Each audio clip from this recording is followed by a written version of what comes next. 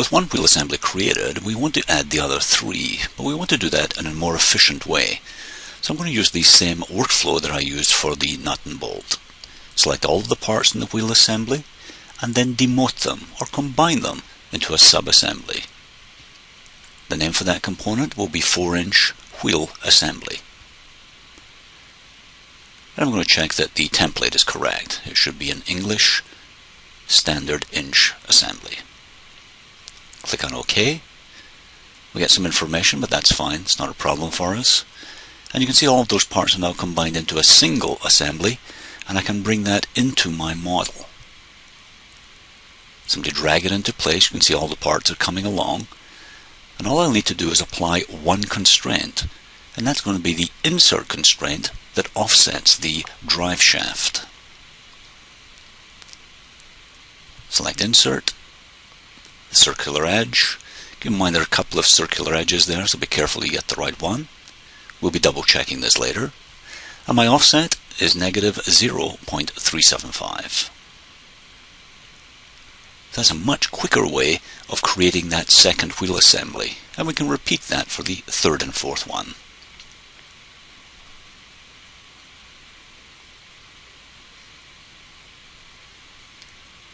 To complete the drivetrain, I want to add one more gear. To do that, I'm going to start with the 3-inch shaft and place it in that center area. So again, I want to move and rotate that part so that it's easier to constrain. This is the area where the motor will be. So in the previous ones my offset was 0.375. This one has to be larger so that drive shaft will go into the motor and be rotated by the motor.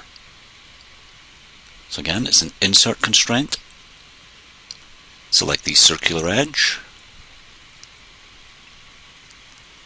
And again, change my solution, and in this case it's going to be negative 0.875. And click on OK. So we've seen how to create the rest of this. We're going to be adding on a shaft collar. I'm going to be adding a gear. So here we can see the complete solution. I've added 2 shaft collars and another 60-tooth gear, keeping in mind to add those angle constraints so that the gear, the shaft collar, etc. all rotate together. But we do have an issue to deal with, and that is that we need to add a constraint so that these gears rotate correctly. I'm checking that the gears align correctly first of all, so that my selections on the insert constraint were good, and they look fine. I'm going to use a rotation constraint.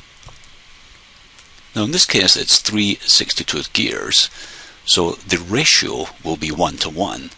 A little later on we'll see a different ratio for some of the gears. Select 2 circular surfaces. I could have selected edges as well. And I'm going to go with the solution as is. We'll check that in a moment. So again, motion, select that face, and OK. So we're getting there.